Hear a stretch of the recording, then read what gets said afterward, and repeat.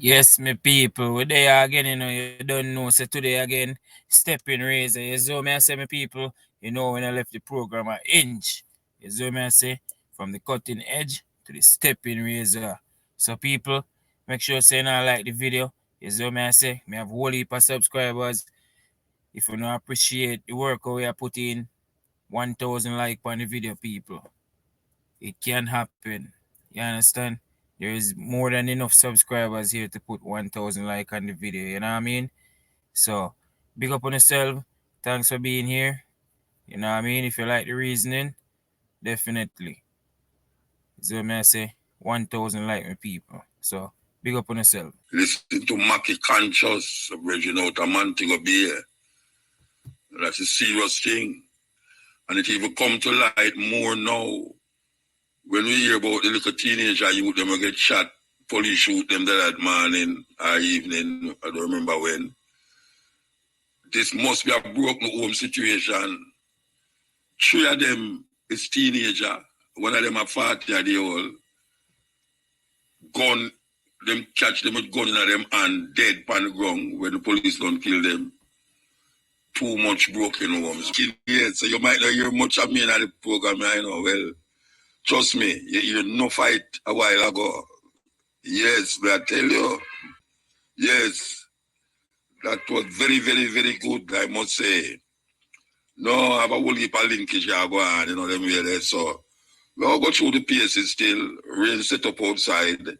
The place kind of get little cooler. I don't know in your area, but the rain will stop fall up here every day. I tell you, every day before the month start. Every day. Yes. I think the parents come out and say, them to tell them about, say, to stop them foolishness, No matter what the one, them will get shot the other day, the youth, them will get shot by police. And the parents must come out and say, boy, let them tell them to end this foolishness. And them not here. But we have to really reflect forward now upon what they go on at the house. That them youth, they could have really take up gun. And according to what we hear, them did go for some man and get caught in them tracks and start fire after police.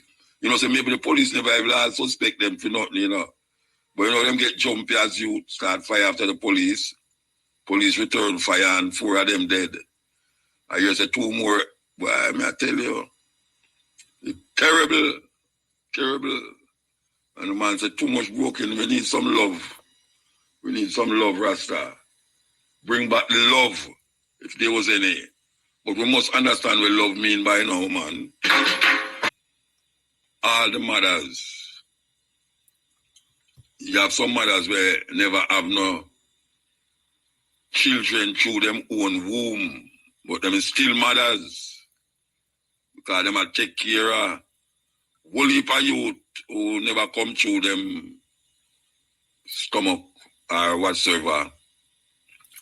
And sometimes them even care for them children much more than the father who actually bring them physically. Yes, the fathers are found wanting in this society here.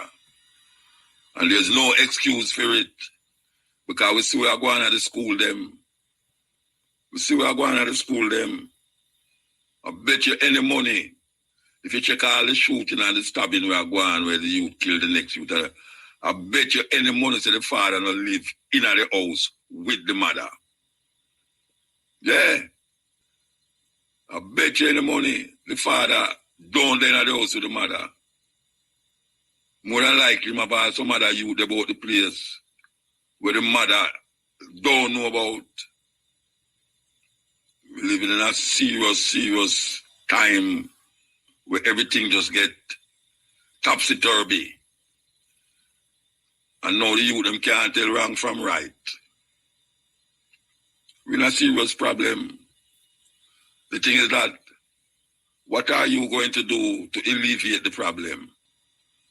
When your children is not recognized as children anymore, but as enemy of the state. What you going to do? When last you take up a book with your youth and you have them go through the book and really discuss the book. I talk about youth under 10, I talk about. When last. I talk about the father them, you know. Not that the mother do it, but we talk about the father them. Think about it. We're going to go to the first break. One of them is with the Ministry of Health.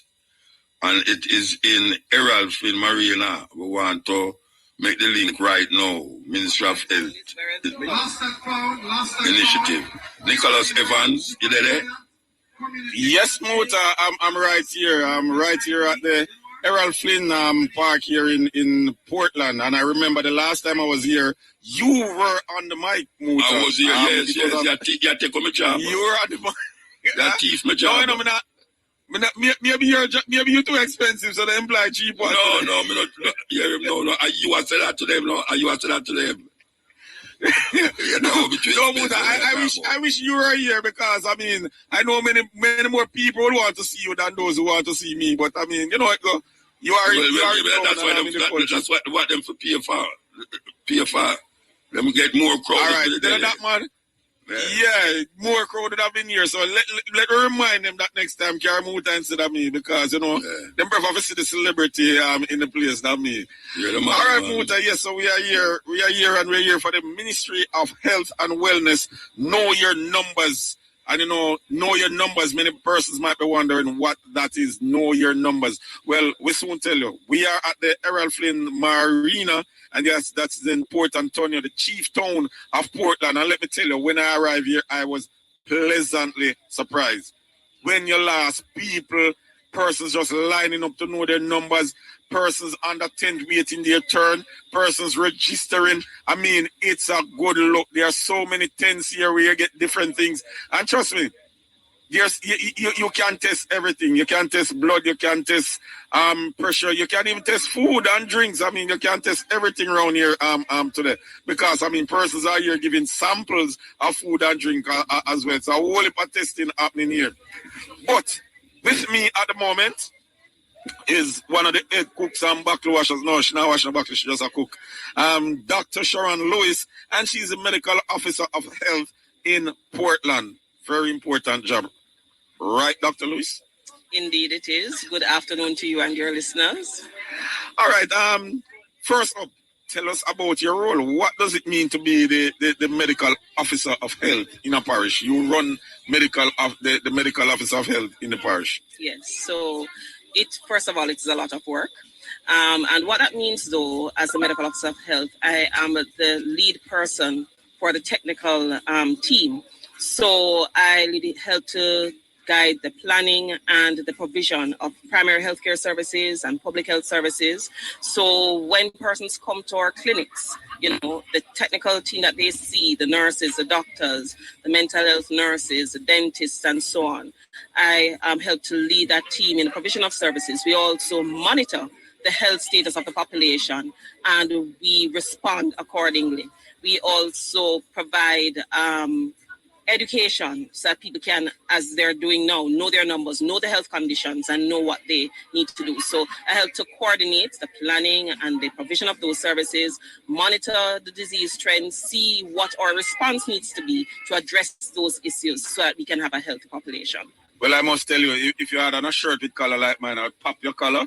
But you have on a t-shirt, I can't, because what I'm seeing here today really looks good. And, you know, it's nice really speaking with one of the persons or the head person organizing what's happening here on the ground. Thank you very much. The team really did work hard. So kudos to the team.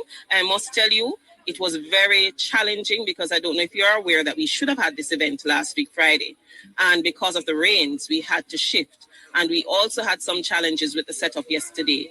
But we are here putting out our best, and kudos to the team. And we thank God for the sunny skies because, you know, it would have been a challenge for having rain today. So we thank God for the sunshine as well.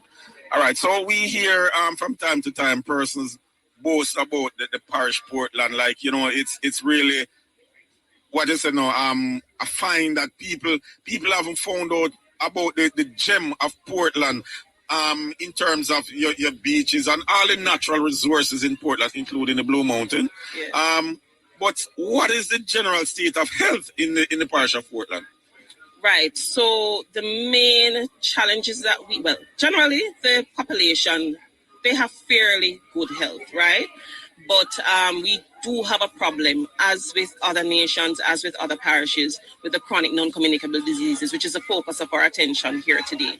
So we are, over time, seeing an increase in diabetes, hypertension, high cholesterols, and so on, and the complications of these conditions. We are seeing more and more persons develop heart disease, kidney disease, and so on. So that is where, the burden of disease is for us. Over time, because of our many interventions, and again, kudos to the team, we don't see much infectious conditions such as gastroenteritis or a lot of respiratory infections. We still have those, but the burden is more in terms of the chronic, the non-communicable diseases that we are seeking to address here today, having persons be aware so that they know how to better manage their health. All right, so you would have given enough information to some extent on NCDs. So and you would have even listed some of them, but tell us, why are they called NCDs? All right, not a problem. So chronic non-communicable diseases. So the chronic means that it's something that goes on for quite a while. So these are conditions that persons will have for years. It's not a curable condition. So like, as I mentioned, for the infectious diseases, like if a person has a pneumonia that is caused by bacteria, we can give antibiotics and then the person will recover. And no longer have the pneumonia, the bacterial pneumonia. But for diabetes, hypertension, those conditions, it is controlled by medications, not cured by medications. So the condition is chronic because persons have the conditions for a long time. And then the non-communicable part, I can't pass my diabetes to you like that. Yes, it may have a hereditary factor in that. Parents who have diabetes and hypertension, their children are at greater risk when they reach a certain age to develop those conditions. But it's not like an infection that can be passed from one person to another. So that's why you have the chronic, non-communicable diseases. All right, I know this one, as important as a job is your job title. I know this one might be above your head, because before we came on here, we were discussing. You were not there, but we were discussing. What category does Batman fall in? Yes, it's not within my remit to put that one in the category. Is it NCD or not? But I suppose for some people it really is an NCD for true, Stress. Them call it stress. That is where it falls in now. So Batman fall in stress, Muta, all right? Yes, stress. All right, Muta, so finally, Doc, what's the word to all the Portlanders and persons from St. Mary and nearby listening right now? We are at after 2. Is it late for them to come on down? Well, I'm not so sure about the person for St. Mary, but for the Portlanders, we do have seats in our waiting area, so we want to invite persons to come and get tested, come and know your numbers, because you could have a condition and not be aware of it, and by the time you have symptoms, it could be a bit too late for you for it to really get your condition back to normal. For example, if you're having heart symptoms, right, you may be at a stage where, yes, we get you under control, but your heart is already damaged. We want you to find out before you get the heart damage, before you get the kidney damage. So come on, get tested, and also get information as to how you can improve your health so you can stay healthy and well. Okay, I was just inviting the people from my parish to hijack the thing, but I see you shut them out. Yes, just being realistic. All right, Dr. Sean Lewis, thank you very much for speaking with us. It was my pleasure. And hope that you all have a lovely afternoon. Yes, we will. I mean, a lot of activities are here for us to see what's happening and participate in what's happening. Even though you don't want nobody from St. Mary down here, I'm going to participate. I'm going to participate. All right, so that's the situation here, Muta. We should link again at about 3:05. Yeah, 3:05. Nicholas Evans out there. Herald Marina. So, studio time. The time is 2:30. AstraZeneca was causing blood clot. Now, the thing with it is this. The government of Jamaica Mr. Tufton, was boosting up the AstraZeneca during the COVID. I want to know now if there are any, well, I know that a whole heap of ones are so dead. Some of them says blood clot. How it go now? Can you turn around and sue the Ministry of Health for prescribing poison to the people them that some of them died from blood clot? Because it is a known fact that a lot of people in Europe died from blood clot caused by the AstraZeneca vaccine. What is the what should happen now? What should happen now? Because it was said, and this was the one that they must send into Jamaica, and this was the one that the government under Mr. Tufton was promoting in Jamaica. What is happening and what is going to happen now? Is there a legal case against the Ministry of Health? Can I don't know if Shamara listen to it or Vivian. Could you find out if it is possible for a lawsuit to be taken against the Ministry of Health for giving the people them a vaccine that cause ones to die, and then we say it's just so it got blood clot, but not telling you what caused the blood clot? We're going to come forward. I hope Vivian or Shamara can find somebody, some lawyer, somebody to tell them what is possible in times like these. We're going to go for the news. With the police in West Kingston yesterday have been identified. The deceased are 37-year-old Romaine Lewis, otherwise called Bones, 19-year-old Stephen Rochester, 44-year-old Garnell Jackson, and Daniel Rowe, otherwise called Liza, all from Kingston. Reports are that at about 1:30 a.m., lawmen responded to explosions heard in the area. It's further reported that armed men aboard a motor vehicle opened fire at the cops. The officers returned fire, and during the exchange, one of the officers was hit. A team from the Kingston Central Police Division provided assistance, and the situation was later brought under control. The incident resulted in the fatal shooting of 4 persons. 5 firearms, including rifles, were also recovered from the scene. Cabinet has approved a new primary healthcare model that will include interventions to support healthy lifestyles and provide more treatment services at public health centers. Minister of Health and Wellness Dr. Christopher Tufton says the model will see 370 more doctors being hired in the primary healthcare system. Dr. Tufton noted that the new system will address several issues such as prevention and treatment, routine medicals, special clinics for adolescent, elderly, men and women's health, as well as rehabilitative and palliative care. He added that under the new model, the island's health centers are going to be positioned in a manner that will enable them to provide greater value to citizens. In news overseas, the United Nations says more than 80,000 people have fled the southern Gaza city of Rafah since Monday. This after Israel's military told people in eastern Rafah to evacuate in eastern Rafah. The UN has warned that the city is running out of food and fuel because it's not receiving aid through nearby crossings. Israeli troops took control and closed the Rafah crossing with Egypt at the start of their operation. After 7 months of war in Gaza, Israel has insisted victory is impossible without taking the city and eliminating the last remaining Hamas battalions. Finally, a Boeing 737 aircraft skidded off a runway in Senegal early Thursday, injuring at least 10 people, 4 of them seriously. The incident occurred as Air Senegal Flight HC301 was taking off for the Malian capital. Authorities said the pilot was injured. Most of the 78 passengers on board were unharmed. Earlier operations at the airport were halted for a few years for a few hours, but now have resumed. A statement from the airport said emergency services were mobilized to evacuate passengers. An inquiry is on the way to determine the causes of the incident. Those were the local that was causing blood clot.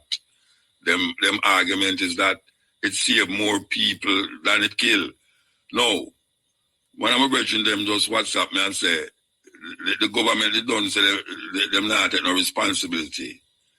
There's no repercussions for that, even though they were advertising that it was safe.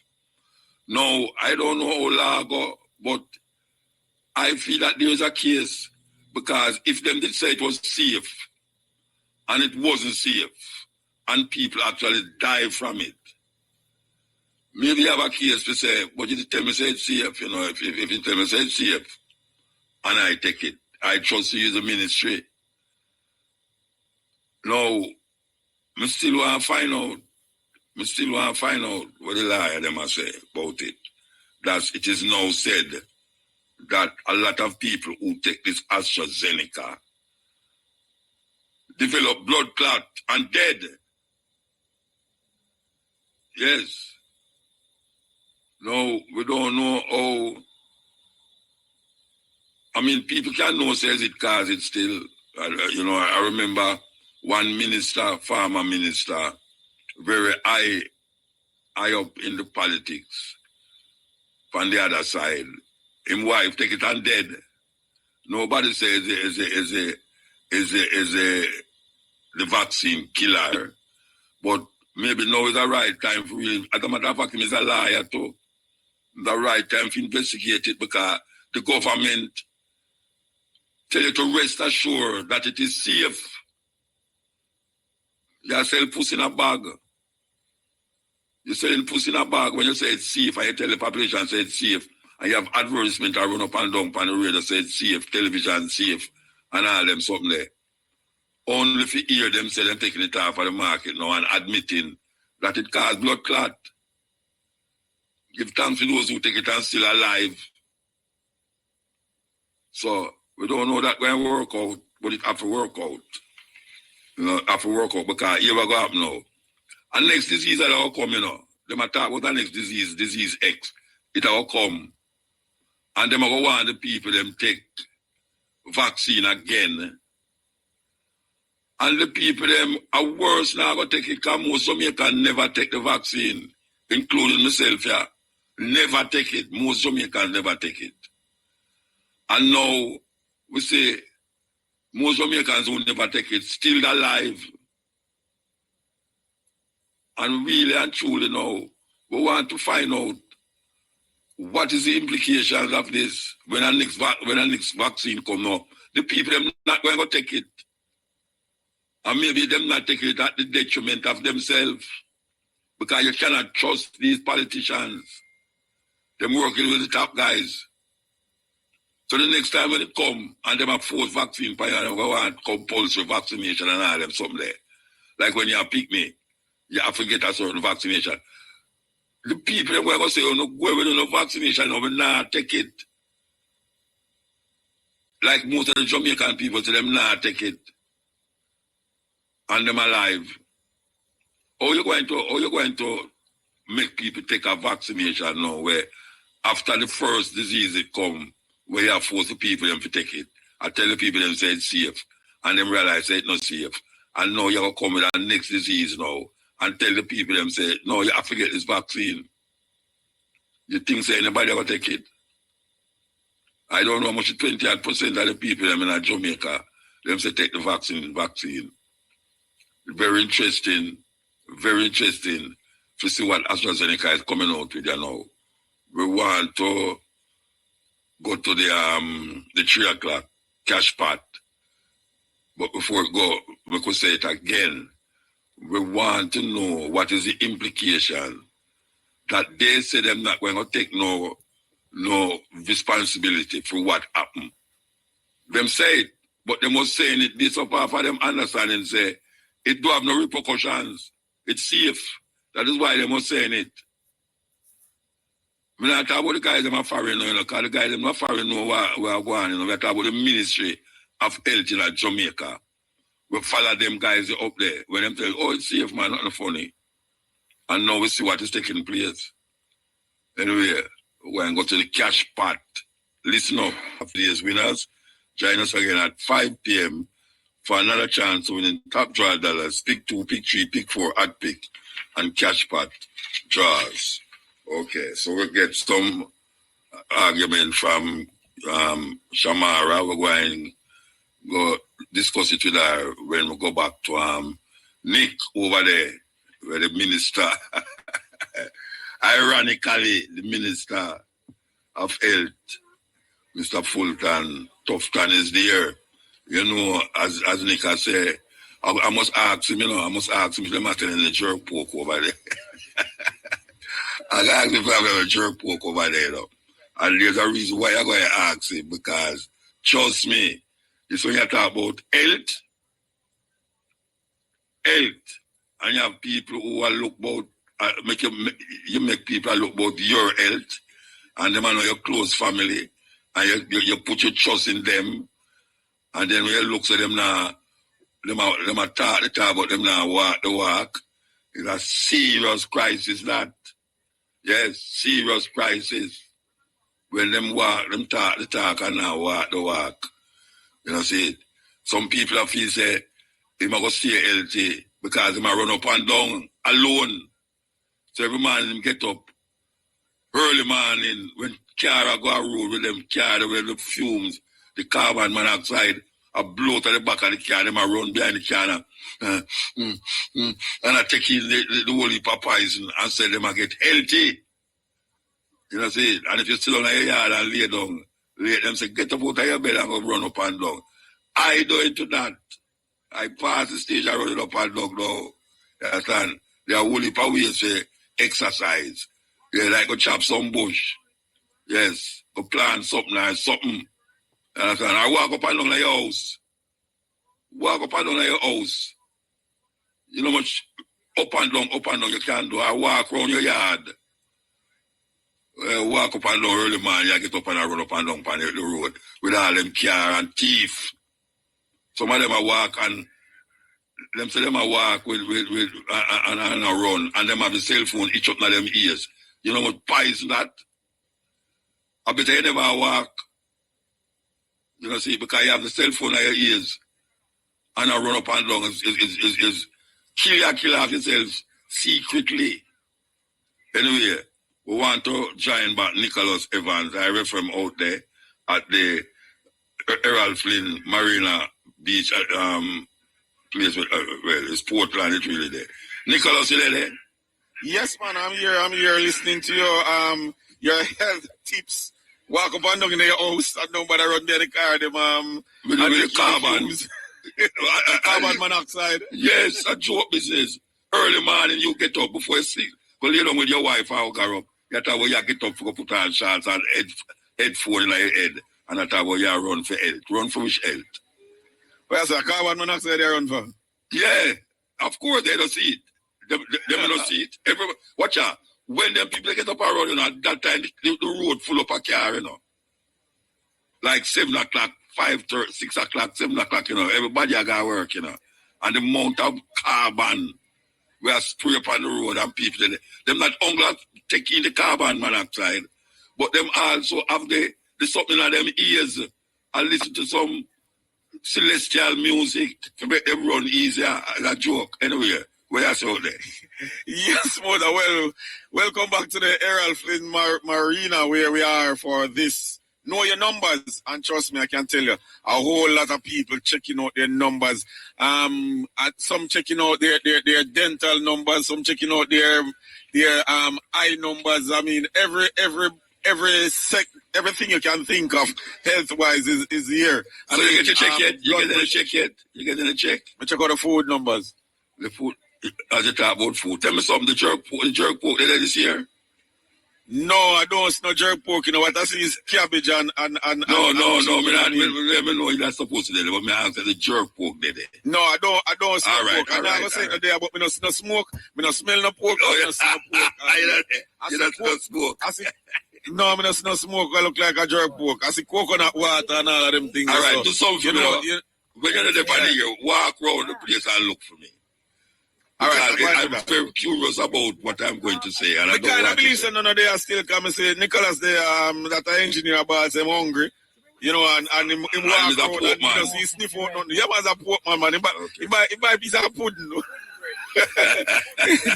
He buy pudding bread. So but I don't see, well, I'm going to walk and look, but from my vantage point, I haven't seen anything since I come up here 2 or so hours ago. The last time I was there was a jerk pork place up there. Anyway. Yeah, man, I remember the jerk pork was nearby and all of that. And who went over there to get I don't know, because... All right, I will not say anything else. I will not say anything not say nothing more. We don't want to bust by nobody. A bus? I want to chuck by somebody at a one bus. Well, trailer load that train by somebody anyway. Yeah, man. Yes, so welcome back, as we said, to the Errolin Marina, and it's all good. Lots of persons getting tested, lots of persons benefiting from this free medical function here. It's really a pleasure to see the support. Lots of agencies are here as well, and lots of doctors and medical personnel. And right now, I'm sitting with yet another doctor, and she's none other than Delorna Coombs, and of course, she's the medical officer for Portland Health Department. And she's going to talk, and she's also in charge of the NCD. She's the NCD coordinator for Portland. And what we say NCD is, Dr. Coombs? All right. So NCD stands for non-communicable diseases. And so what that is chronic illnesses, meaning it can't be cured, but it can be treated. What about the part? I mean, it cannot be caught either because diabetes, and so you can't catch it from anybody. No, man, you can't catch it. So it goes back to family history, lifestyle changes, and also you're looking at environmental factors. I have something that I know we're going off script a bit, but I have something that has been puzzling my mind because, I mean, from growing up, I hear that, I mean, like diabetes and so is hereditary. But I'm kind of concerned. Couldn't it be that, I mean, because you grew up in the same house, eating out of the same pot, eating the whole pot jerk pork and dumpling and all of that, it means that you would have been consuming the same thing and experiencing the same type of diseases in the body, as opposed to, what if my mother was diabetic and I mean, you know, live in Portland and eating all the jerk pork and thing. My father is a Rasta man in our country. I grew up with my father who we just ate ital stew and thing. What would be my risk of diabetes? All right, so the genetic component would still be there. The shared environment is important because as you brought it up, so if you're eating from the same pot, consuming the same unhealthy foods, then that is a predisposing factor in and of itself. So the genetic component is there, but if you modify your lifestyle, we're saying that you can actually prevent these. Okay, so the genetic component will determine how we process what we consume. Very much so. Remember, right, don't it? Very much so.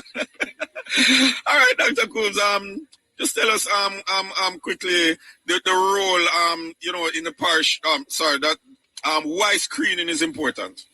All right, so screening is important because one, you get early diagnosis, meaning that we find out what is happening to you from the get-go, so we can treat.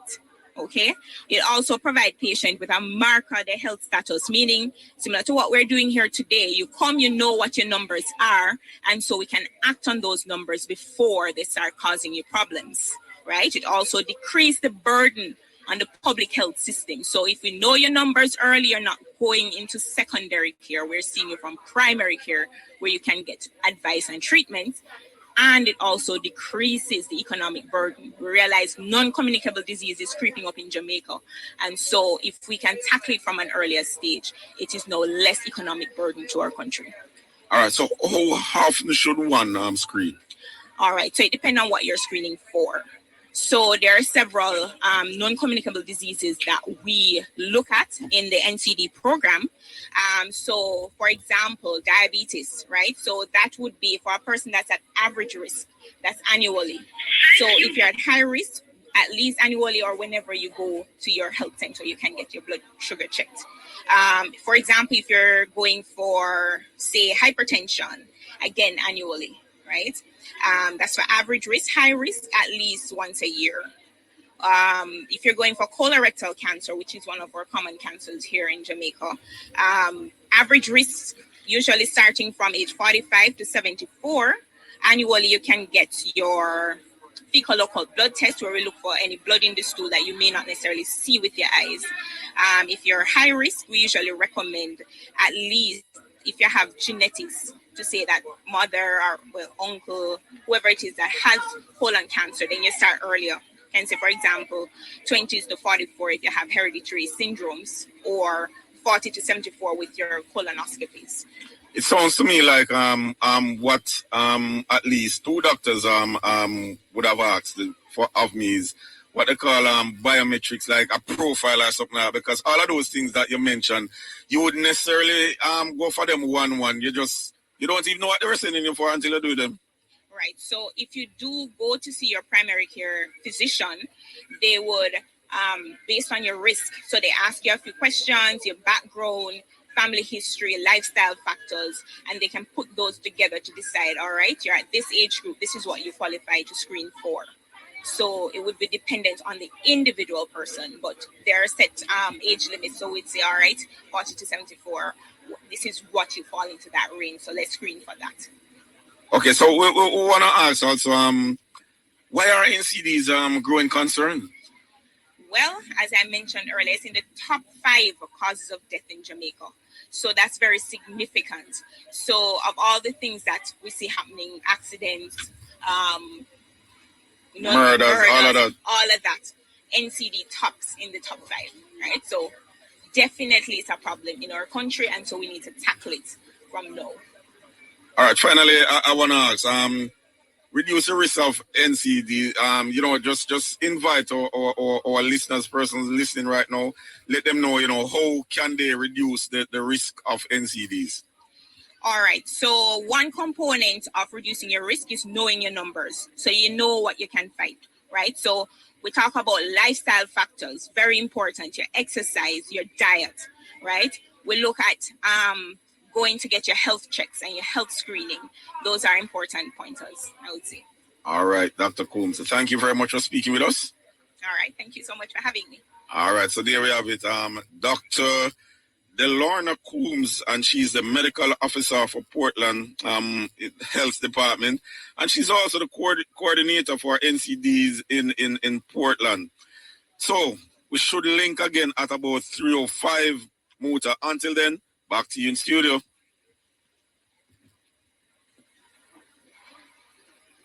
Sorry, that's really rocking, 3:35.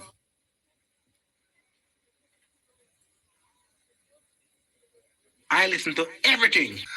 Okay, so you know, we have an interview line up, very important and serious interview with a sister from the Congo, DRC, the Democratic Republic of the Congo. And you know that there's genocide taking place in the Congo where it's not reported in the Western media. Whole heap of things are going on in the Congo. But apart from that, she want to talk about something very pleasant too. So we're going to give her an opportunity to see what she'll say and tell us exactly why people are so scared at the Congo at this moment in time. That's serious time too, at this moment in time. Here we go. Runkos, we want to touch a brand new tune by Jesse Royal, old style. Yes, here we go. We'll play it until it's time for the break. As really and truly, certain things just don't look away. Certain things look away. Certain things really look away. Anyway, we are waiting upon a call here, so. Nick, we're trying back Nick. Okay, we could go back to Nick. Nick! Yes, Mota. Yeah, well, you're giant up, man. Believe you me. I see you forgot me, but I'm here. And after I did the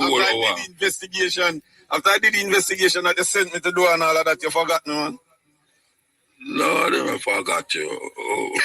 So tell me the result. No pork, sir. I saw no pork. Absolutely. Not even a little piece. Not even smoke from a pan. I saw no pork and no You know why you don't see it? Because them things a bit ago. They think it up. Okay. Okay. Well, your good friend, the minister, is here, you know. You know, the last time we had a spirited conversation, but he's here right now sitting with me, you know. And good afternoon, sir. I am very disappointed you're not here. I almost carry some fish for you. I know you like the pork. No, but me no fish. Me no fishing either. Me no fishing either, you know. Hey, look here. If God wants you to eat these things, them don't make them with iron food to run from you, you know. You understand? Your food is supposed to run from you. Anyway, them say me charge too much. That's why I'm not saying much. I don't know why I'm at you still. Me, you added a lot the last time I was here with you. But nevertheless, we don't mind the substitute still. We don't call it the substitute. I call it the colleague. It's my substitute, man. Tell it what it is, man. Tell it substitute.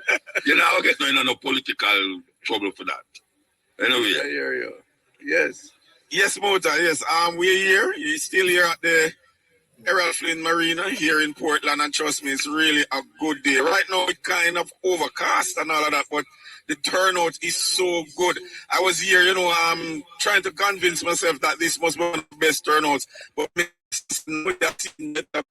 very happy for what is happening here. And of course, you all would have known by now that sitting with me is the Minister of Health and Wellness himself, Dr. Christopher Tufton. Dr. Tufton, welcome again to the areas of RFM. Thank you very much to Reggae Radio. I appreciate it, and thanks for being here.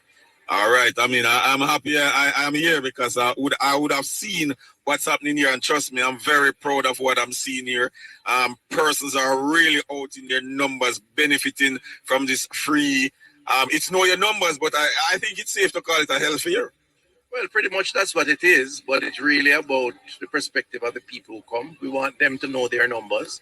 So we're giving them full health checks and really counseling also, because doctors are here, nutritionists are here, and they're coming out because they want to know their numbers, and it's important for their health and wellness.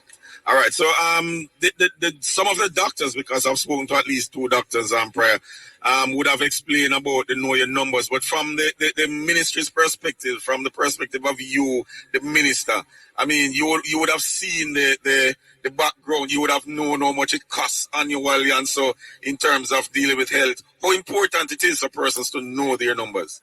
Well, what is happening, and I simply put, is that a lot of people don't know they're sick until they end up in the hospital. In fact, Jamaicans culturally don't go to doctor unless them sick, unless them feel pain or feel discomfort. The truth is, when you get to that point, normally it's too late with certain illnesses. So things like cancers and diabetes and hypertension, which leads to stroke and so on. High blood pressure, of course, is what hypertension is. So what the doctor recommendation is that at least once a year, you must go and get a full medical, a checkup, as we say. And if your blood pressure is going out of whack, then them say, okay, you have to cut back on this, cut back on that. Maybe they say medicate. It is far cheaper to prevent than to cure. That's really the essential thing. And too many Jamaicans are dropping down from strokes, heart attacks, losing a limb because of amputation, from complication of diabetes, because they never knew that they were in a danger zone. So this is about outreach to help people to understand their numbers. All right. So I think it was last week or week before we were in Manchester. Time flies so much out. I mean, sometimes you lose track. Today I can tell you where. Manchester High School. Yes. The greatest high school in Jamaica. The head boy a show off, man. I tell you, when we were head boy at the high school, we just stopped rubbing teeth. Well, it's all right. Yeah. Yes. But we are here today. What other priorities, I mean, does the ministry has for the rest of the year? Well, we're going to continue on this program, but we have other programs. We have a new life. So we actually provide prosthesis to people who have had amputations. One, and also create awareness about diabetes, because most people lose a lower limb, a toe, a foot, or a leg, is because of complications on diabetes. 95% of the people, about 400 a year. So diabetes is a big debilitating condition. So we have a program for that. We have a Second Chance Smiles program where we give dentures or replacement tooth or teeth to people who have lost it as part of good oral health. And we're doing several other things at the primary level. I spoke in the sectoral yesterday and announced a number of things that we're going to be doing. So it's too many to mention now. Nevertheless, just to say that from a public health perspective, we're going to be out there in the field as usual. We have many doctors and nurses, administrators who have done an amazing job as they're doing now in Portland. We big them up for that. And it's really about trying to help people to live better lives, holistic living, and of course for their own health and wellness. All right, so we know about like just about any moment now you would have finished with the grand remake of the Congo Regional Hospital. Any other infrastructural development plan for the near or middle distant future? There's a whole heap of plans and actual plans being implemented. Right now, if you go to Spanish Town, you'll see demolition taking place for a new 6-story building that's going to be built. Yeah. If you go up to UWI, you see the buildings being demolished for a rerouted ring road for another big building that's going to be built, a 6-story building. We have designs now for Maypen Hospital and St. Anne's Bay. Health is going through a major overhaul in terms of new infrastructure. We are digitizing. If you go Maypen Hospital, now everything is digital. So from your register, computer, information transmit to the doctor's office. If you're inpatient, same thing. Your history, your medical record is now kept digitally. And that's going to be right across the board. And of course, we're looking at acquiring and leasing diagnostic equipment, which is always a problem because we can't maintain them because we don't have the technical expertise. Leasing creates a better solution. All of that in aid of better services. And we have hired about 1,000 more doctors since I've been Minister of Health in 2016. And about 1,500 positions for nurses have been established. So we're putting more people. By the way, we're giving a lot more drugs. We have 5 additional categories of medication added to the NHF list. So we are now writing 3 million prescriptions a year, free or subsidized under the NHF plan. Jamaicans are better off in terms of the responsiveness. We're not perfect, and I'm the first one to say people still have to wait, but we're better off, and we're on a journey to really transform. But we have to try and control illness, which is why we don't know your numbers. Because the truth is, if people just live any way they want to live, eat what they want to eat, drink, don't exercise, don't rest, you can't build enough hospital to deal with them kind of situations. So it's a supply and demand thing. While we're adding to the supply of services, we're trying to control the demand for the services. And that's why Know Your Numbers is so important. All right. No one could have said it better. But and in that vein, there are a lot of, we have had a few doctors and so inviting persons around Portland to come on down here and know the numbers. But trust me, I don't think the invitation can be bigger than hearing it from the minister himself. What is the word to the people around Portland listening right now? Well, we still have some time. I think we're going until about 5 or thereabouts.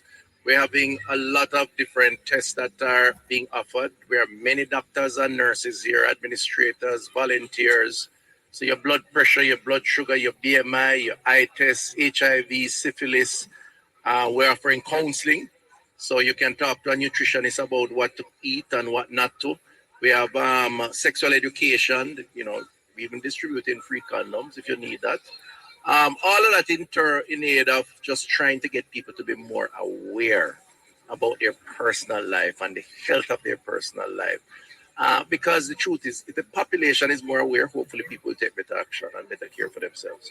Otherwise, it's going to be a real challenge. Because we have a crisis already, for lifestyle diseases.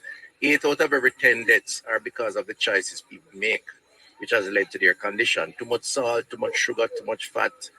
And we have to try and control that, which is why we have these community outreach. So come on down, we're here, and the place looks good. Portland is beautiful as usual. Of course, and based on what is happening now, I'm certain when it comes to 5 o'clock and 300 of us are still here, they won't say end here. No, what they'll do is try to do as many as possible. Otherwise, they will book them for priority attention at the health center where they reside. Okay. So if they can't get through today, they will say, okay, give me your name, whatever. Come Tuesday morning at 8 o'clock and you get through. So we try to deal with everybody despite even if we have an overhang by the time we close out. All right, there you have it. None other than the minister himself, Dr. Christopher Tufton, Minister of Health and Wellness. Of course, come on down, as you heard, and get your numbers, get tested. Nicholas, that's the situation. Yes, Muta. Yes, Muta, I hearing you. I want to talk to my brother little, you know. Hold on, man. Then go on, man. You don't take your brother around go now. Talk with him, man. It's true a long time with a talk. Yeah, all right. Look, you know. We know the government say the styrofoam is a environmental hazard, but it's also a health hazard. Would you say that it's a health hazard? The styrofoam and the plastic bag. I think so, because once it becomes an environmental hazard, environment is directly linked to health. But all also how you use it could be a problem too. All right. Do you realize that styrofoam is still being used to package things in the supermarket, them vegetables and all these things? Are you not aware of it? I'm not aware. I'm not aware, but I wouldn't doubt you. Well, I go into the supermarket every week, and there's more styrofoam wrapping up sweet pepper, wrapping up onion, wrapping up this, wrapping up that than ever before. And the plastic buckle them that is going to the sea, that the fish them is eating, coming back to the plate is one of the biggest health problem we have, where it needs to fix. Yes. It needs to fix. Because I don't deny that it's a global problem, you know, as you know. Yeah, but we're not out of the global now, we're about Jamaica. It can be fixed in Jamaica. You know, see, don't tell me it's too expensive. But I can't show you how to do it. I can't show you how to do it. But it's a serious thing. It's a serious thing. No, it is. Matthew Samuda, the Minister of Responsibility, Matthew Samuda has been talking and working on that. And I know that there are other plans to do more enforcement and so on. But I'll certainly carry the message because it's a good message. It's an important message. Yes, the plastic, them is the power now. I mean, when you look on the road, people don't throw plastic back up on the road like, you know, it's just so. And then in the supermarket, I think styrofoam, I don't know, say styrofoam ban. It did ban, I never know, say, it ban only when people put food in it, we cook, warm to the food, they were in the supermarket. Just take a walk in a supermarket. I know you have people go supermarket for you know, but just take a you know, I go market. Believe it or not. We like to the vendor them and pick with fresh stuff. Yeah, but take a walk in a supermarket and look what them have the vegetable them in the cooler them in a. You see them styrofoam on the one. All right, okay, sir. Thank you. I will. Respect. All the best here. Yeah, man, I will. Yes, Nick. All right, Muta. So we'll link again at 4 p.m. 4 o'clock. Yes. All right. Give thanks. Yeah, man. All right. Okay. Yeah. We're supposed to have a guest, but I want to tell you something. I was just under this press release from the Jamaica Constabulary Force. So people supposed to start to fret. Them have how much name on this thing here? 54. Wow. Some more way, 78 name on this thing here. You know why them give me, them want me read out the name them that the people them can't say. Them can't say, them never hear. Cause either somebody gonna tell them or them are gonna listen to me and hear me call out the name them. So until we get the guests, which it going way up there now, we want to say this coming from the Jamaica Constabulary Force.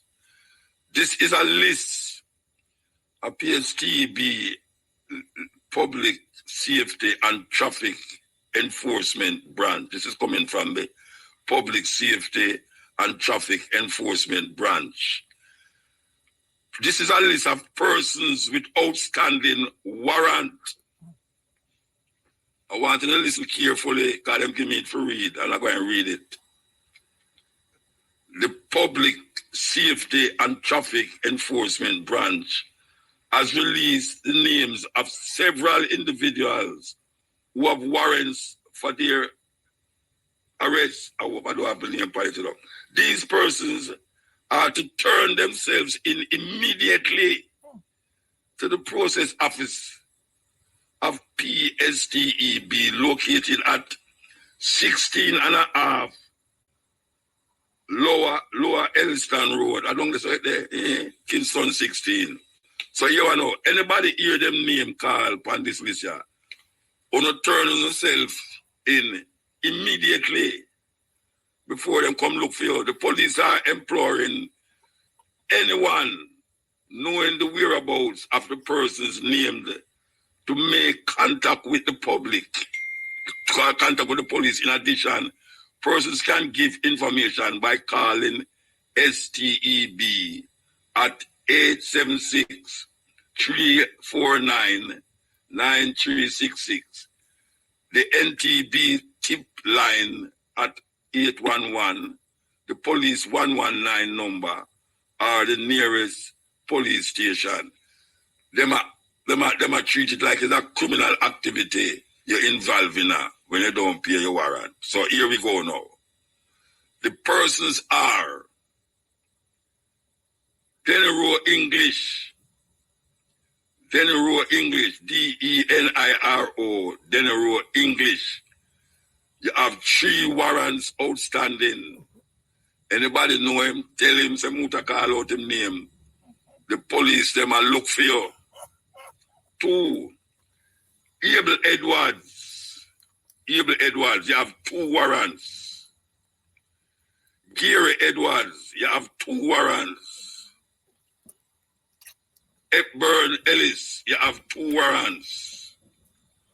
Uncle Evans, you have 2 warrants. Jerome Edwards, you have 2 warrants. Oh, it look like some family business are going on, so. At 3 Edwards, no, me name out, you know. Jerome Edwards, you have 2 warrants. And next Edwards again. Jason Edwards, you have 2 warrants. Wayne Jameson have 3 warrants. Vanity Jones have 2 warrants. Nikita Jackson have 2 warrants. Tyron Johnson have 2 warrants. Shadi Jonas have 2 warrants. Shamari, sorry, it couldn't be Shamara Rasta. Shamari Johnson, 2 warrants. Shamir Jones, 2 warrants. 2 warrants. I'm going to call what your name find a public, you know. Yeah, all right, we're going to come back to this. We don't want to get keep longer now. We have a sister here that is, we met her in Portland the other day. And she is hell-bent on getting Jamaica to have a different view of the Congo. As a matter of fact, she wants the Jamaican to just think of the Congo as one of them destinations when they say them going to Africa. Good afternoon. Good afternoon, Muta. Good afternoon, Muta. How much people may I talk to? 2. You serious? It's all right. Me. All right. No, tell me the name them again, you know, because I don't know which one is which one, you know. Tell me the name them again. So it's it's the sister you met from the Congo, and my project manager, my partner here, Miss Janet Harrison, that you met also the same day, the Sunday when we met in Portland. Janet Harrison, cousins. Yeah, all right. So, how long you been here? Hello? What was the question? How long have you been here? How long are you there? I've been in Jamaica now a month. I've been here for a month now. Okay. And what you trying to do? Tell me what you're trying to do. So, being here. Is holiday the So basically, I'm here to promote my travel agency, Yakalani Tours. Yakalani Congo Tours, we are offering the opportunity to African diaspora in the North America, Latin America, and the Caribbean, the opportunity to come discover the work, investment, business, ancestries, and relocation opportunities that the Congo has to offer. And we also want to break this narrative that the Western world has put on Congo, that Congo is a country in war, and that we do not have opportunity, and that we are not open for our brothers and sisters to be able to live. It's not a safe space. So we came also here to be able to talk to the people and really explain to them in real life that it's not a reality, and that it's really a propaganda and a specific that are put in place to really separate us and not allow our African brothers and sisters to receive the information. Because you need to understand right now, everybody is in Africa and everybody is in Congo. You have the Chinese, the Indians, Europeans, everybody's there. The Lebanese, everybody's there making generational wealth, building businesses, working and traveling private. And how are they receiving the information? Why are they receiving the information? Why are the Africans in the diaspora not receiving the information? For example, if you're an engineer, you could come in the Congo as an expat, receive a job up to $10,000 a month. You will receive relocation fees, and they would house you and your family. So you will actually get, a very good opportunities. But how come that a lot of our young students finishing from coming up out of university are not aware of those opportunities and think that, oh no, Congo, Africa, it's so dangerous. I could never have a good job, a good opportunity. So really, it's very important for us to do those through our agency to really be able to provide to the diaspora, the ones who wants to know and learn, to come and learn the ecosystem, learn about the country, discover that no, actually, people living really well, things are going really well. Of course, we have issues in the eastern part of our country. All right, stick up in. It's the same thing Jamaica find themselves in, because a whole heap of Jamaicans say they now come back to Jamaica, everybody a kill everybody down here. And when I say nothing no go so, because tourism look like it get bigger now since the whole heap of killing are going on at Jamaica. All right, so the Congo, we hear about killing and genocide in the Congo, and we hear about Rwanda involvement in that genocide. You are saying no go so, I are saying it's not as terrible as how people make it out to be. Tell me what you're saying. No, it is, to be honest, and thank you for your question. To be honest, it is as dangerous and as complicated as they are saying it is to be. I'm African and I love us all as Africans, but it's very hard to say, but yes, it's not around these people as itself, as around these people, but the country as it is, as Rwanda has been since the 90s with the help of the Americans and the French, and really on a mission to infiltrate our country and to take our minerals. Put it like this, Rwanda has no gold, no minerals, and is one of the biggest exporter of minerals, of cobalt and coltan. How is that possible if they don't have it in their soil? Because them get it from the Congo. Exactly. Right. And so they need, instead of collaborating, one is very sad in this, instead of collaborating together, saying, brothers, let's sit together, collaborate, and make well together. No, they just want to be, so for me, Kagame is basically a puppet of the Western world, and is following and is feeding them what they need, because the Western need, especially with the AI and doing, everybody is in a massive consumption. So it's also very important for me to put awareness to every single person out there, because everyone buys computers, buys phones, buys so much new gadget, new things, but all of those things comes from most of the products inside. Come from Congo. So if you say that you really love your brothers and sisters, if you say you really love Africa, you really want to bring a change, every time you want to buy a new phone, think twice, think 3 times, think maybe 10 times if it's really worth it, I don't know. Where it comes from, who bought it, and who manufactured it. So be more aware. Yeah.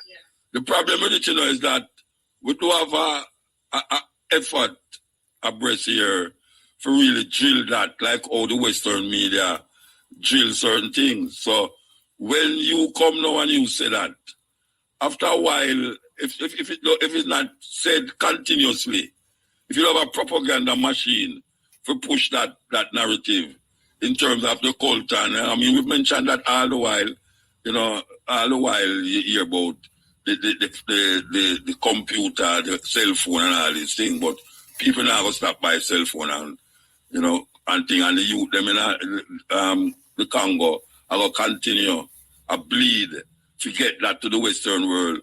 And the guy across the way there from Rwanda is helping the English and the American them to deal with this. So what is it that you will continuously do to make sure say it stay in the minds and the head of people as it relates to going to the Congo to look for opportunities and everything? What is it that, after you say this on the radio right now, what is it that you're going to do for help it to stay in the minds of the people?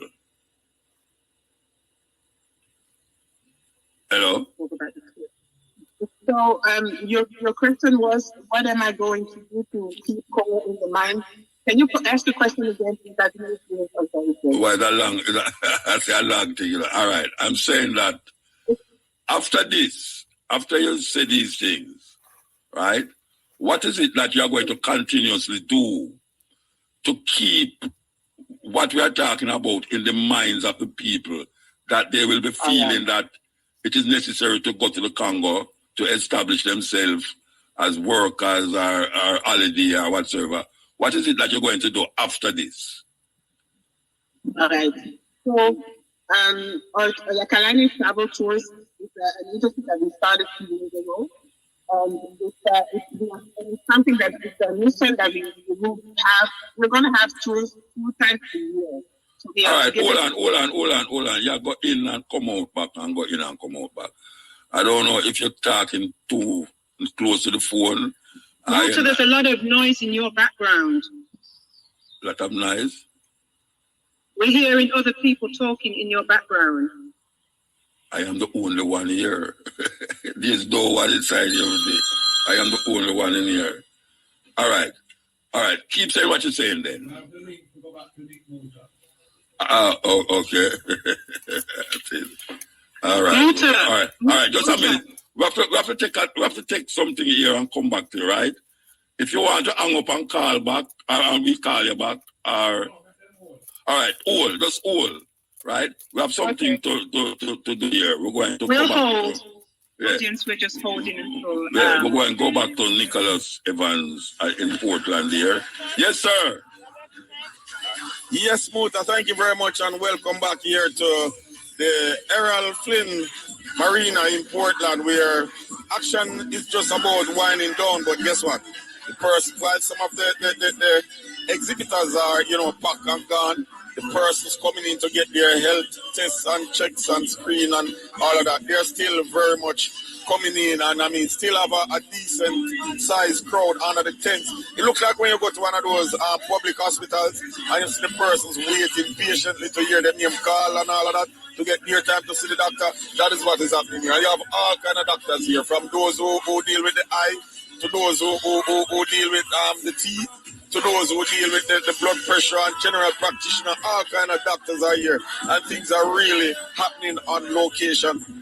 I'm going to be joined now by Miss Delia Reed-Gale, and she's the Health Promotion and Education Officer of the Northeast Regional. There's an atmosphere here today, and I see a number of persons turning out to get screened. It seems, you did outside of Irie running promotion, you did a good job on the ground getting out the people here, because trust me, it's looking good. Boy, I tell you, it was a lot of community mobilization, a lot of meetings, a lot of on-the-ground work, going out there, interacting with persons. It really was a task, but today we are seemingly reaping the rewards. And I want to ask, how does your team enhance health in Portland? Okay, so we are a team of health promotion and education officers.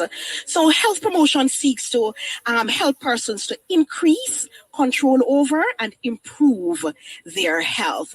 So we seek to do this through empowering persons to to take control over their health through a number of initiatives and strategies, including community mobilization, trainings, seminars, workshops, health fairs, outreach screenings, interventions, collaborating with different non-government and government organizations for impacting different target groups through these strategies and activities.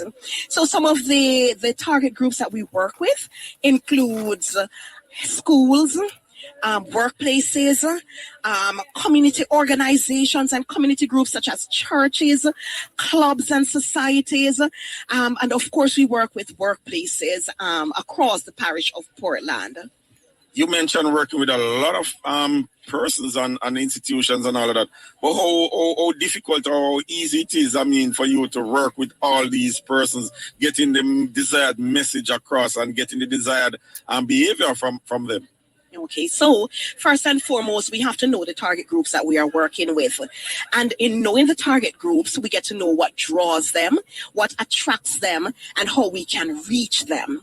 So, for instance, if we go to the schools, we promote physical activity, the Jamaica Moves in school initiatives. So we go there and we bring the excitement as well as the educational aspect as well. The workplace wellness program, which we have going in several workplaces across Portland, we have to, of course, get to know these workplaces, build a rapport. We have to find out their needs. So we have to have needs assessments happening to find out the needs of these different organizations, workplaces included, so we know what they need. So we're not supplying an unnecessary or unneeded service. So therefore, in doing these assessments, then we know what they need and how to reach them. All right, I know Portlanders listening right now, they would have heard at least 2 doctors. As a matter of fact, 3. One is a PhD. I mean, they would have heard the minister himself, Dr. Christopher Tofton, and now they are hearing you, and you know, they were itching before to say, you know, I wonder if me too late to reach down Errol Flynn Marina. Is it too late for them at this point in time with less than an hour to go? What's the word to all of them? And if it's too late for them, where next do they go? How do they get a chance to know their numbers? Okay, so it's not too late. Grab a taxi, grab a bike. I don't know if you can take an airplane. We have a helipad over there. So however you can... use the helipad, So we are still inviting persons to come on out and to be a part of it. We have been having a lovely day, and we'd love to have other persons coming out as well. So it's not too late. We invite them to come on out and join us. All right, there we have it. I want to say thank you very much, Delia Reed-Gale. And of course, she's the Health Promotion and Education Officer for Northeast Regional Health Authority. Thanks for speaking with us. Thank you so much. And I implore everyone, remember, go on out, get your check done, because your health is your responsibility. No one else is going to love you more than you and take care of you more than you. So come on out, know your numbers, know your blood pressure. What's the reading? Know your blood sugar. What's the reading? Know your cholesterol. What's the reading? Your BMI. Come on out, know what's happening in the body so you can give you the best self-care. All right, thank you very much, Delia. And before I leave, I just want to say big up to an elderly lady who came by and let me know she was listening to her before it actually started. And I mean, I can't leave Portland without bigging her up. So, Miss Treasure from Port Antonio, this is the big up. Yes, Mama Treasure. I mean, yeah, you've been listening to her before Mr. Young started. I mean, long time you listen to her as you pointed out. So that's the situation here now. We should link again at about 8 minutes after 5. Until then, Muta, back to you. Yes. All right. So we are make up. Yeah. We are make an apology for that interview. Yeah, for our interview where we had with the 2 sisters them. We're going to get them back on a Wednesday because this thing is full up. Things are going on this program and the day full up. So we're going to reschedule that for next week, Wednesday, with the sister them. And also we have a next interview coming up after they add them. That is going to come soon, 1 minute from now, we're going to, and then we have this thing where we was talking about some wanted, some wanted one who need to go check them say, make yourself available now. You understand? Make yourself available. So we have that to read up. I don't know if we can read out the whole of them because whole heap of name and 70 name upon this paper here. If you know that you need to go get, you have ticket outstanding, go and carry it in and pay it, or else if them catch up on the road, you're going to have to go pay more. Simple that. If you catch up on the road, you're going to have to go pay more. Oh, you see that the man said, I'm going to lock you up. I take away your car. Some of us I say, if you don't know, so no, I'm going to call on someone and name them, but I tell you to say, all you have to do is say, yes, you owe ticket in your head, and then go down and go pay it, or else you're in a serious problem. Because I never see them do this yet. It's the first I see them call out name for people. Yeah. Anyway, them hold them, going to lock you up. So, it's the first I see them take out this thing, yeah. That way, yeah, and call out all the name them and all them. Go to put on like cleaner soon. Okay, we're going to take a break and come forward. Repair, replenish, and revitalize. So, here we go now. There's a show coming up named For Mom with Love. And we're supposed to have a sister by the name of Heather Green online-ish. Not yet? Okay, so, all right. So, I can go and read some of them names I will read from the police. And as I say, a whole heap of Edwards in it. Look like the Edward them no love peace fine. Okay, so we did there. Where was it? Nikita Jackson. Yeah, 2 warrants. Tyron Johnson, 2 warrants. Shadi and Jonas, 2 warrants. Shamari Johnson, 2 warrants. Shamir Jones, 4 warrants. Not 2, 4 warrants. Okay. Siobhan Jackson, 2 warrants. Jake Stevens, 2 warrants. Richard Johnson, 2 warrants. Hey, if you hear the name of somebody who don't know upon this, you're going to tell them, Yeah. Dino Atkins, 12 warrants. Dino, in a big problem. 12 warrants.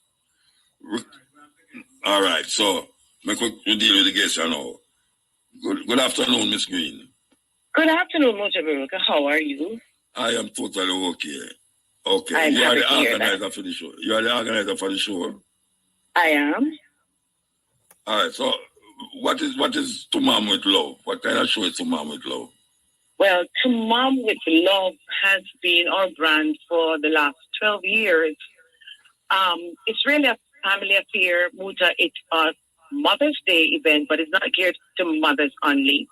It is for the entire family. So husband, sons, the entire family can celebrate.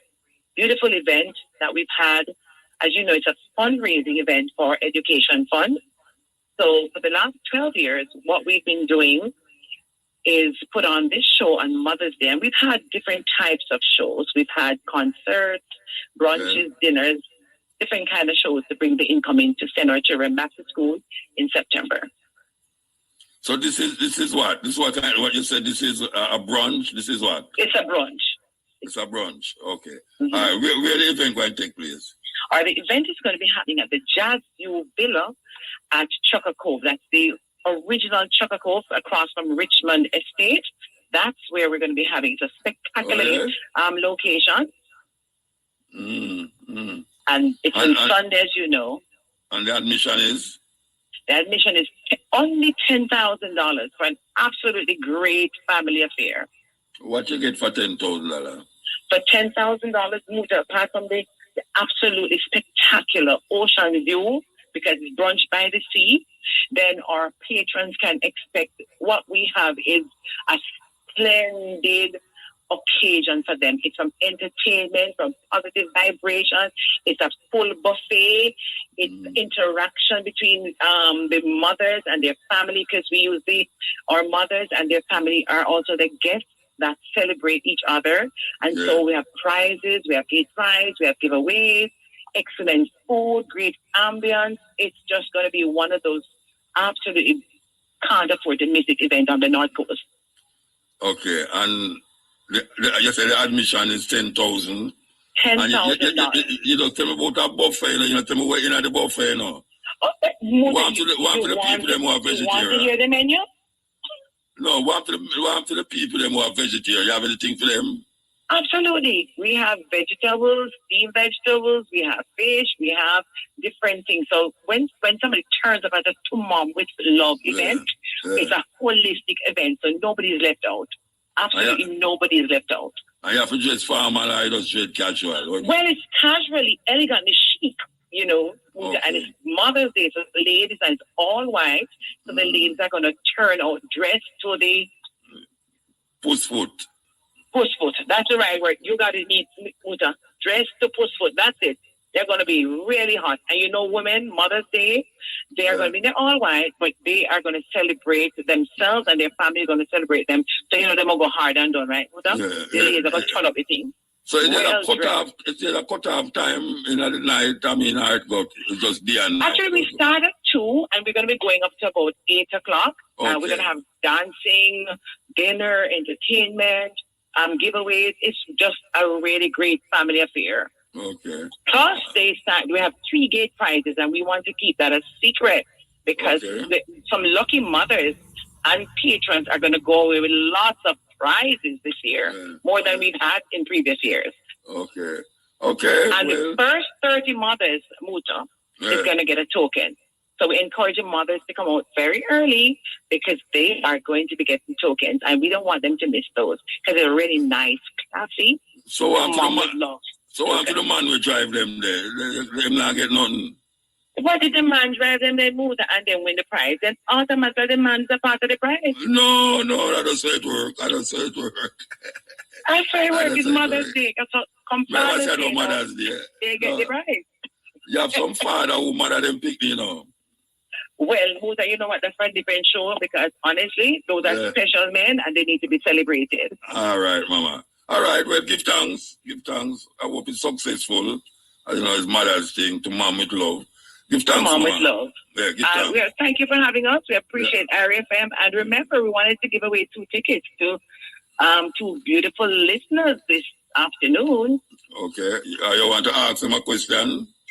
Okay, certainly. I don't know if they might have heard, but we want to just ask your listeners, the first 2 listeners that can call in and say, you know, what year did we launch the To Mom with Love? And I hope I did say it. Okay. Because we said 12 years, so they would get the year. What year? Okay, all right. And then the other person who can call, the second question would be, what is the theme for this year's brunch? Okay, all right. Well, then somebody call the station, we figure it out. Okay? All right, Muda. Thank you so much, Arif. I'm looking forward to full support on the North Coast. To Mom with Love, it's a place to be this Mother's Day. Absolutely. Okay. All right, give thanks. So, as we done that, you know, it's music news time. Music news. Because we can do, yeah. We're supposed to bring on the African name, but we don't want it fall where we can't talk to the brethren. Somebody talk to me now. Birthday on the phone? No. All right. So we are going to the African name then. Ibi, from the Igbo nation, means good thoughts. Good thoughts. Ibi. Ibun, E-B-U-N, Ibun, means a gift. That is from the Yoruba. Fola, F-O-L-A, Fola means honor. Folayan Folayan for lion means walk in dignity. So that's Ibi, EBI means good thoughts. Ibon, EBUN, a gift. Fola, FOLA means honor. And Folayan, FOLAYAN, Folayan means walk in dignity. Male names, Afi, AFI, Afi means spiritual. Ifibi, alright, come again. Afi, AFI means spiritual. Afibi, AFIBI, Afibi means born by the sea. Akana, AKNA, Akana, born on Thursday.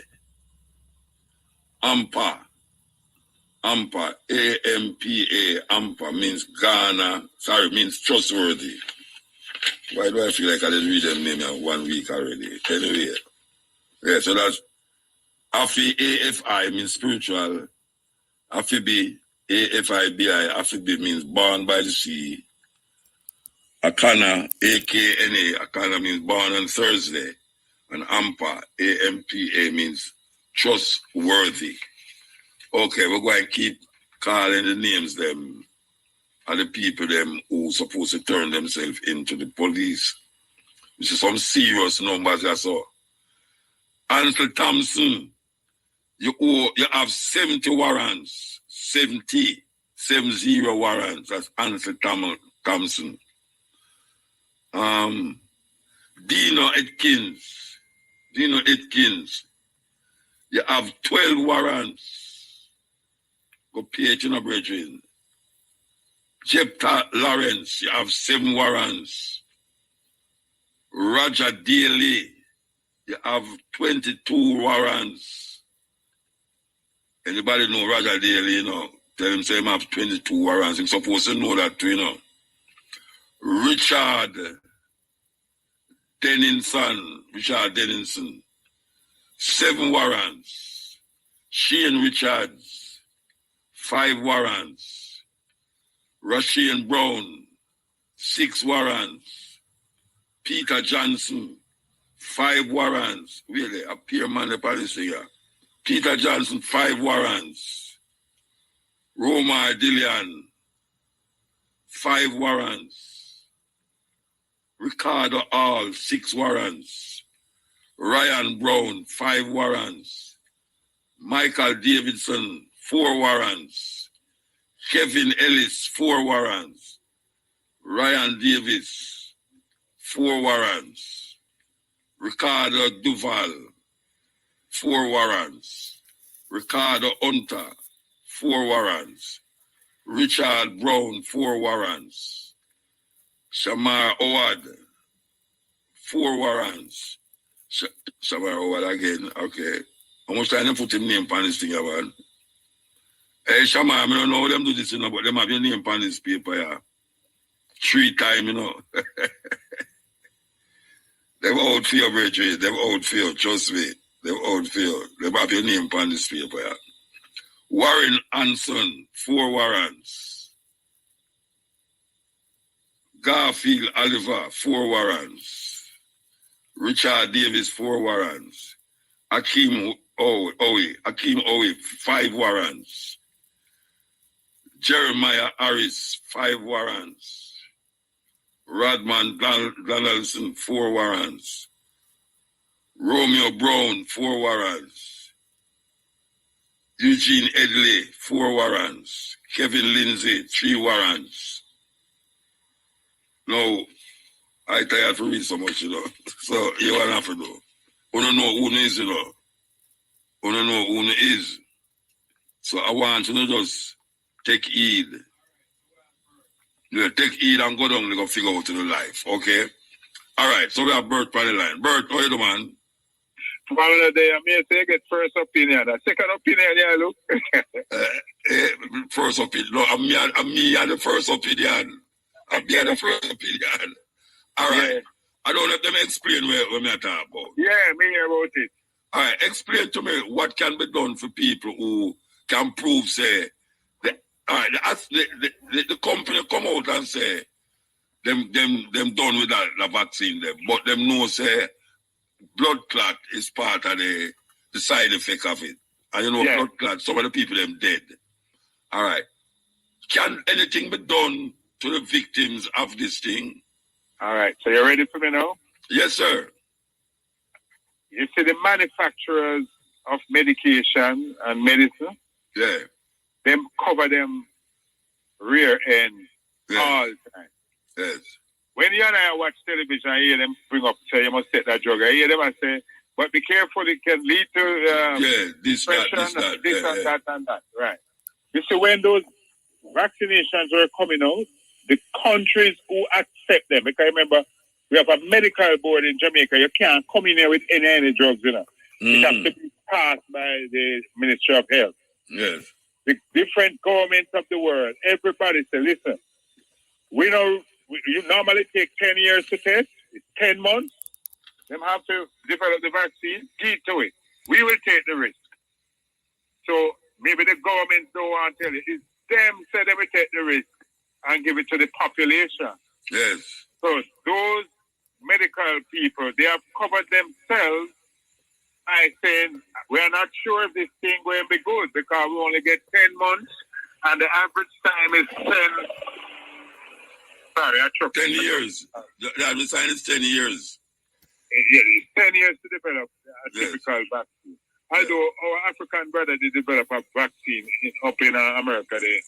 And the first, and your audience knows that we as African people started with vaccine first. Yes. And them don't get no money anyhow.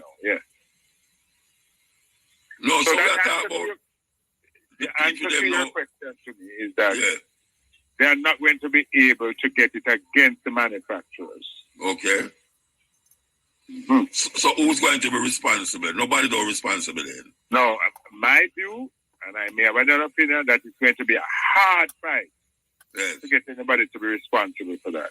Because the people them in Jamaica, the ministry, nobody. I would say we'd have to know. I would write a letter to the ministry and say, these are the side effects. Did you know them and why did you certify it? That is where I would start the fight. That is where I would have started the fight. I tell you, I don't like tell clients, you know, no chance. You know.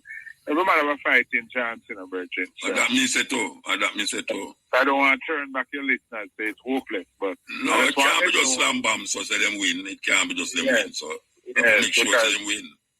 Yeah, man. But look at it. Cigarette can hurt you. Yes. And after a while, people start sue the cigarette company them and win. Of course, them win. $1 billion. $1 billion. Yeah, and them start put the label fight say can kill you now. The same way Monsanto.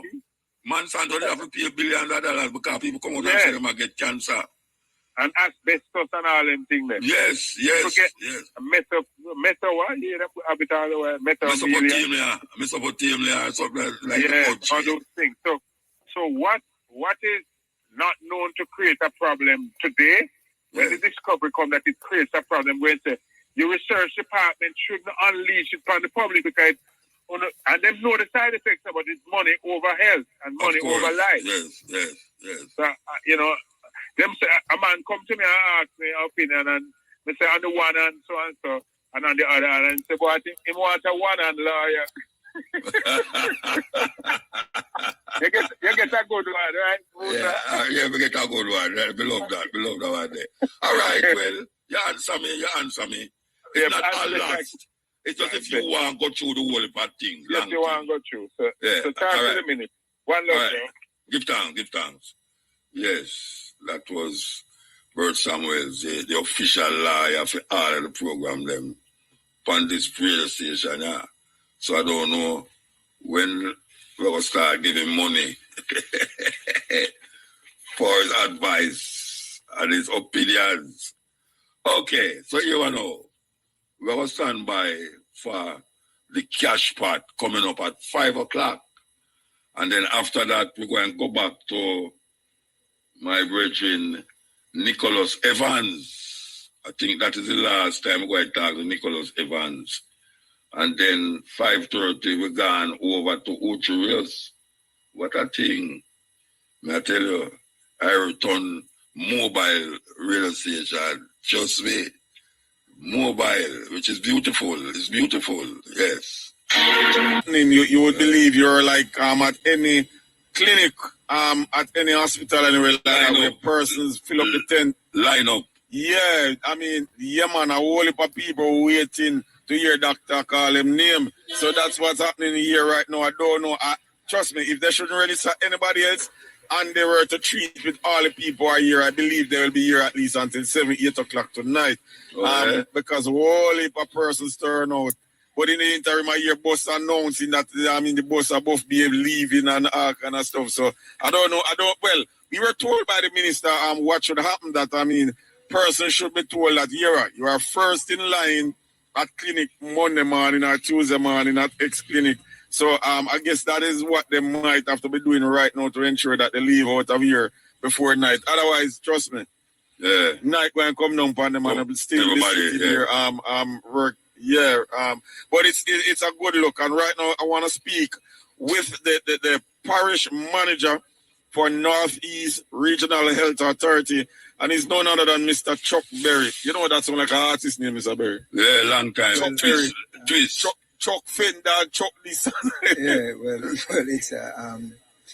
it's a well-known U.S. rock and roll blues artist. Yes. Something not wrong. They know say Chuck Berry there, the sound. Yeah, man, but just to get the info right, it's actually acting parish manager for Portland Health Services. You see what I'm telling you, man? They change the paper, am I right? He's hungry, man. He's because hungry. All right. You know that's an indictment on you, though. Well, you know that's an indictment on you because you are the acting parish manager.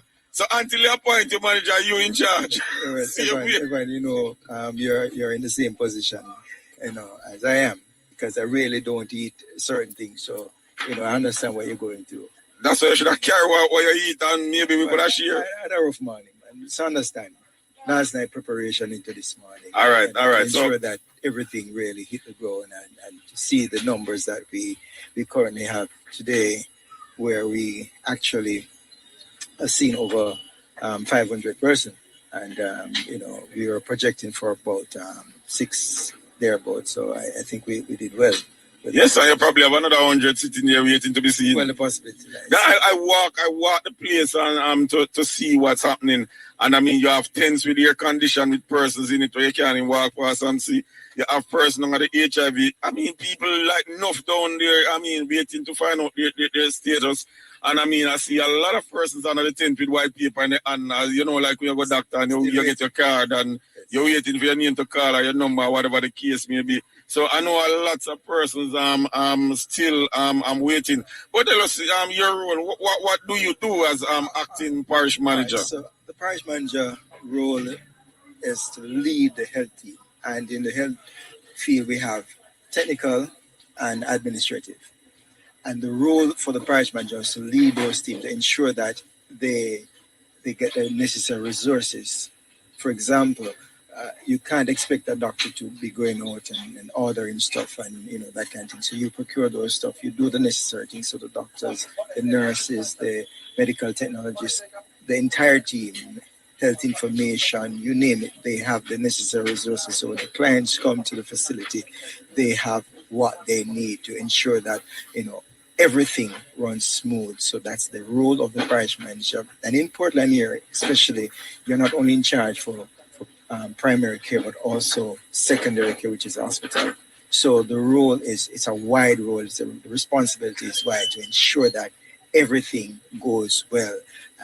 All the challenges that the workers face, you ensure that things run smooth and they are comfortable. So you have to ensure that the clients get the necessary things that they need to be comfortable, and also the staff get the necessary resources that they also are comfortable, and then they also feel comfortable working and serving the clients. So are you the man who has that job where the doctors and so will come and say, I need 10 syringe, I need all of this, and when you add up the money, you have 10 million to spend, but all of the needs come up to 13 million. You are the man who look at the doctor and say, yo, you can't get more 7 syringe. Are you that man? No, you don't do that. What you do is you prioritize. So you are there to offer care. So the care of the patient is first and foremost. And you now need to look at, so the doctor needs 7 syringes, as you mentioned. No, 10. The doctor needs 10 syringes, as you mentioned. However, you now need to look, what do I need to do?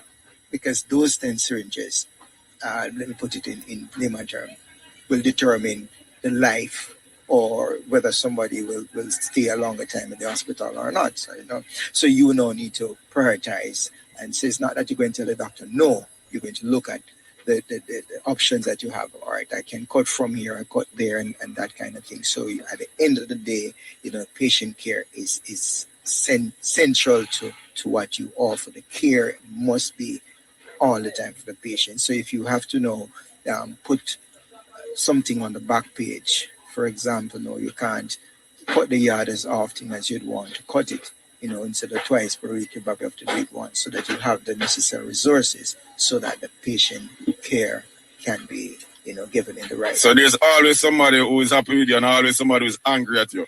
Well, if you do it the right way, if you communicate the right way, everybody will be happy. So it's just how you do it. All right. So tell us, are there any healthcare infrastructure projects in progress in Portland right now? All right. We have one in particular we really need to really get off, and that is the Buff Bay District Health Center. That we really want to get that one tied up and really hand over to the client so that persons can have care in a very let me put it, modern facility, want of a better word. So the Buff Bay Health Center is the one that we are working on now, and I can safely say, in a matter of few weeks, we should be, tying that up and things. So after that, we will look at the other areas and see what we need to, which infrastructure we need to look at, and decide how we approach that. All right, looking at what transpired here today, you must be a very proud man. So your minister passing and acknowledging you. Yeah, you even get to call the minister later as himself. Tell us, give us some thoughts and overall what happened here today. I mean, how pleased are you, how satisfied are you? I am very, very satisfied. The work.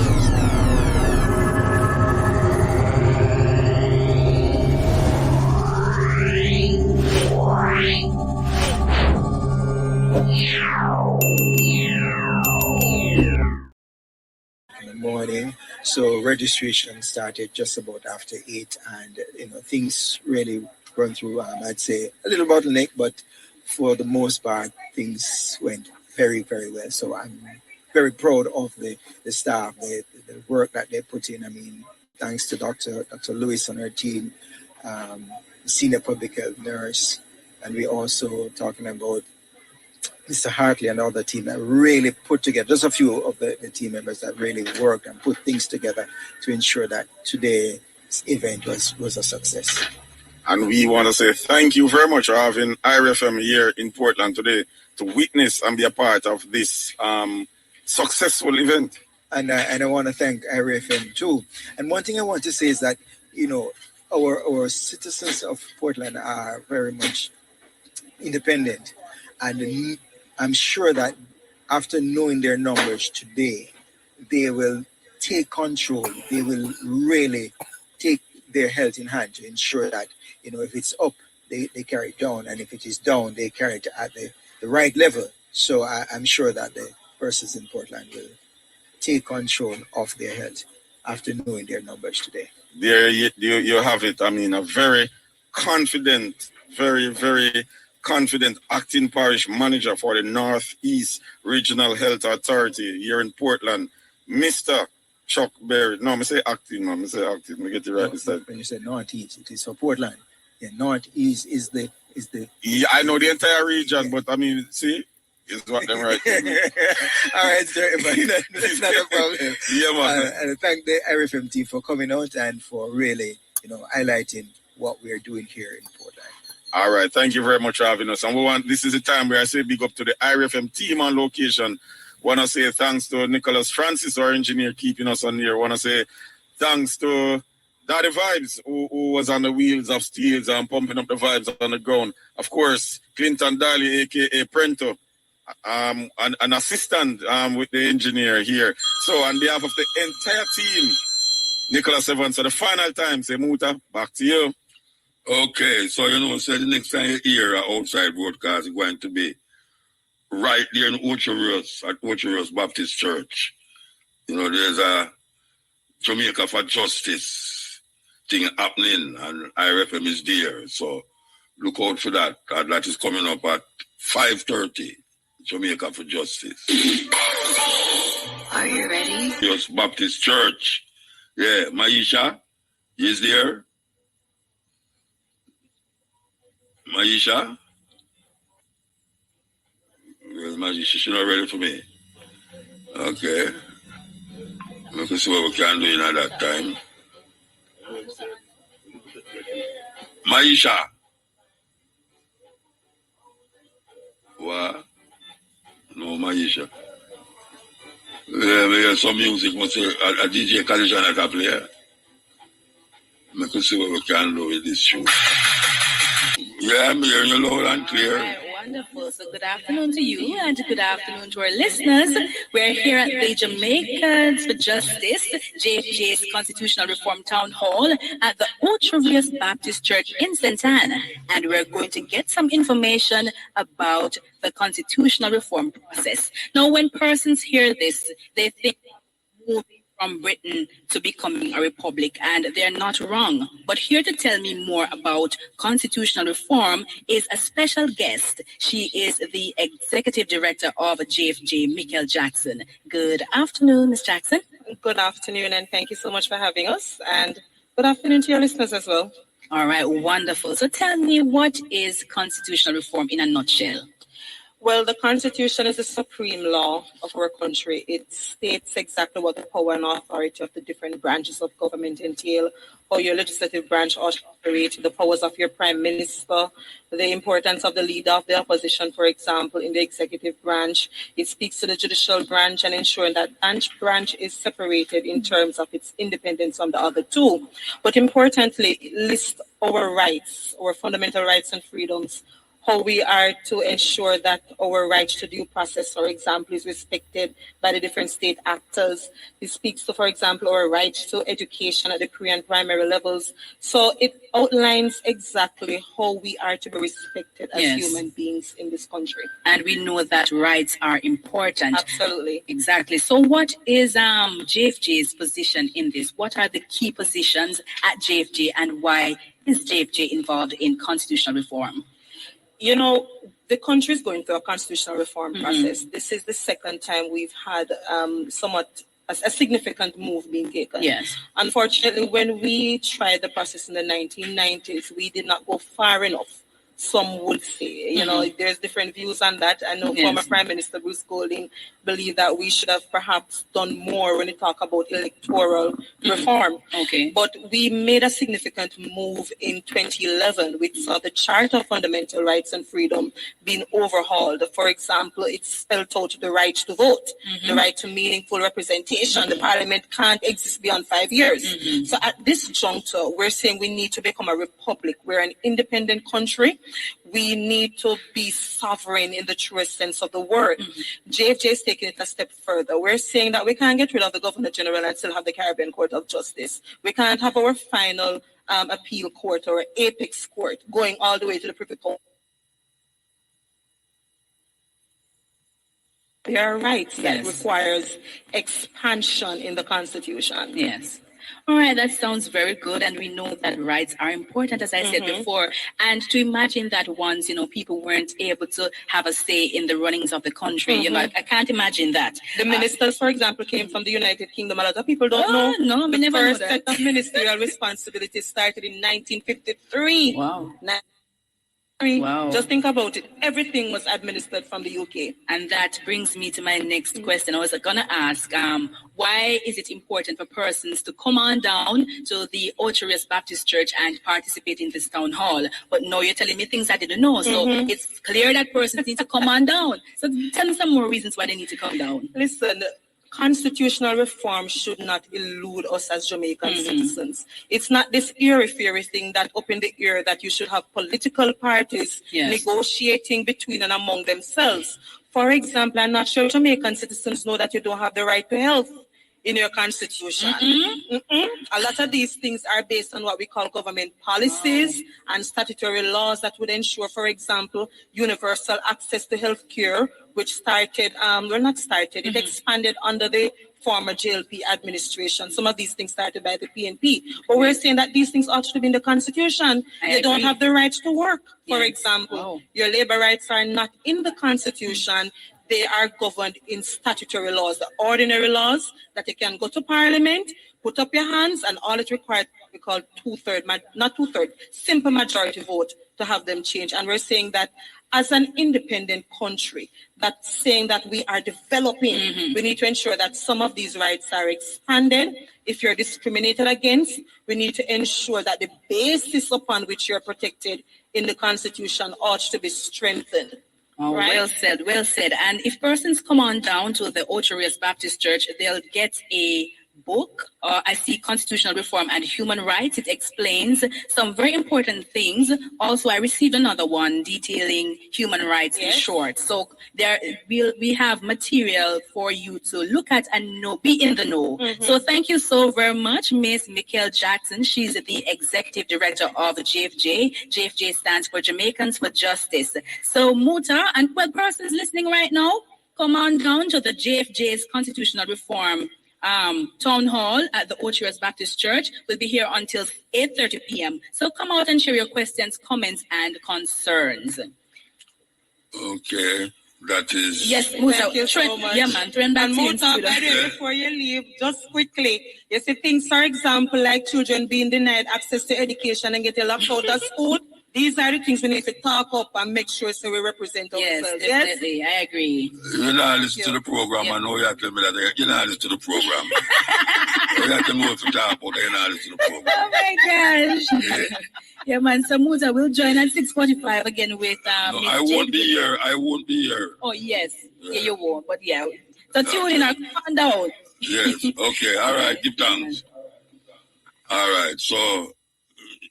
I will tell you about a broadcast.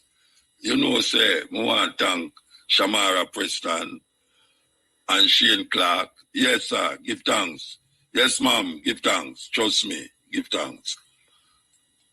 We are going to this song, you know. We are going to